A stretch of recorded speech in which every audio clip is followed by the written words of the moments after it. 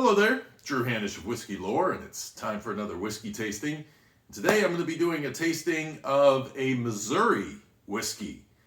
And in fact, very soon I'm going to have Kyle, the master distiller, on Whiskey Lore, the interviews. And so if you want to hear that, make sure you're subscribed to the podcast Whiskey Lore, the interviews, which you can get at whiskey-lore.com or on your favorite podcast app.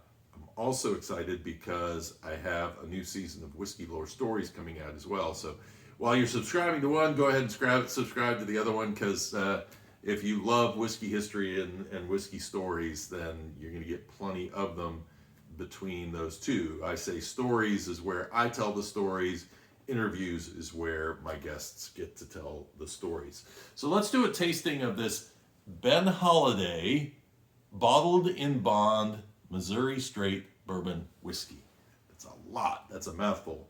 Distillery site since 1856. Claimed to be the oldest business in the Kansas City area that is still in operation. And so lots of history behind this one. A lot of transparency on this label also, by the way. This is bottled in bond, and it was distilled in the spring of 2016, bottled in the spring of 2022, which means this is a 6-year-old bottled in bond. It even says it was bottled on May 27th, 2022. This has just been released. This is not a whiskey that was on the shelf before May. And so these guys said, you know what? We're going to wait and get this thing right before we put it out on the shelf. And so 6-year bottled in bonds tend to be something that you get from larger distilleries that are well established, not usually from brand new distilleries releasing their first product. So impressive that they wanted to do that. Now, one thing I'm going to tell you about this bottle is that you look at the top, and what's the first thing you're going to want to do when you see that top? What's wrong? It won't come off. It's because it's a screw top. And even after I figured that out the first time, I still see that top and I go, Now the giveaway is that you don't see the bottom of a cork there anywhere. Sorry, kind of missed that, but yeah, no bottom of a cork. So this is a screw top that is disguised as a classic corked bottle. All right, so let's jump in and do a tasting on this and see what this is all about as we do a Missouri whiskey from DSP MO number 5. So on the nose, the very first thing that I notice is oak. Now, actually, as I poured this and I was away from it, it was like a toffee caramel that was prevalent. But as I bring it closer to my nose, I start to get a bit of oak, leather, and some rye spice coming through. Now, I don't know what the mash bill is on this particular whiskey. It's 50% alcohol by volume because it is bottled in bond. And something that's very interesting about this whiskey is that in the world of transparency, I don't know that I've ever seen them tell which warehouse it came out of and then a percentage of how much was mixed in from one part of the warehouse and from another part of the warehouse. So this tells you that 79% came from the 5th floor and 21% came from the 1st floor. And what this means to me is that this is going to be unique from batch to batch. Doing this in smaller batches, maybe next time they do floor 2 and floor 4.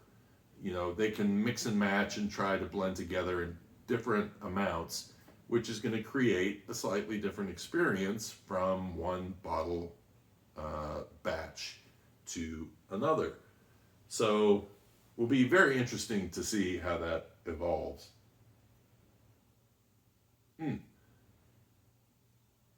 Yes, very, I mean,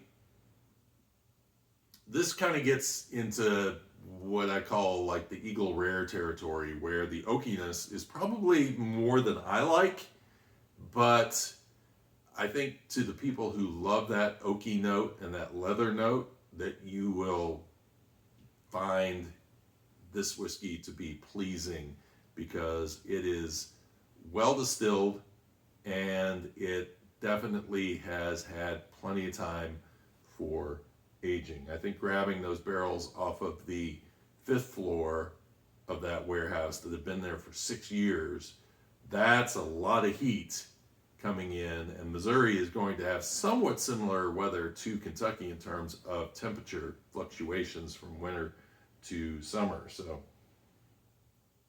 mm.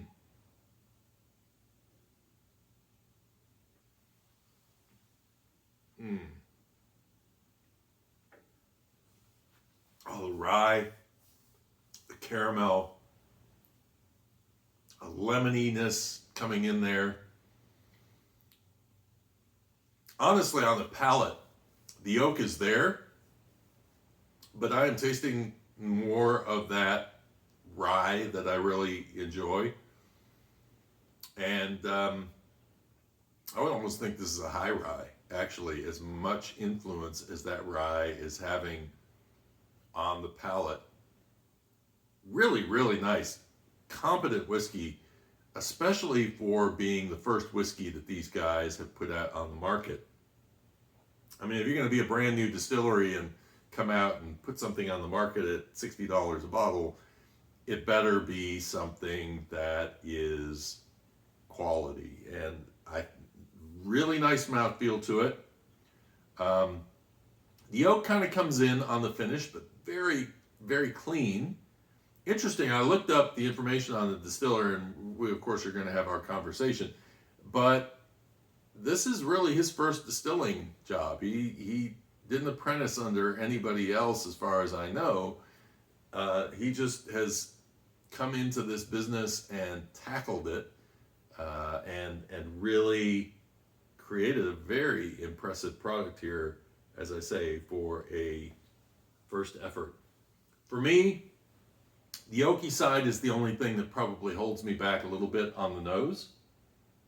But that's personal. That's absolutely personal. You may love it. For me, I'm like, meh, it's not so much for me. But man, on the palate, it really does pull in a lot of the flavor, and has that mouthfeel to it that I really enjoy. Nice medium to slightly heavy mouthfeel coming in on that.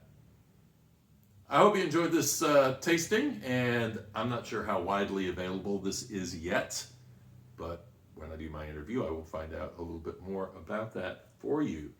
And so, if you enjoyed today's episode and you learned something from it, give me a like and subscribe if you'd like to watch more of these videos if you haven't subscribed already. Don't forget about the Whiskey Lore Stories and Interviews podcasts as well. I'd love to have you on board for those. And until next time, cheers and sláinte.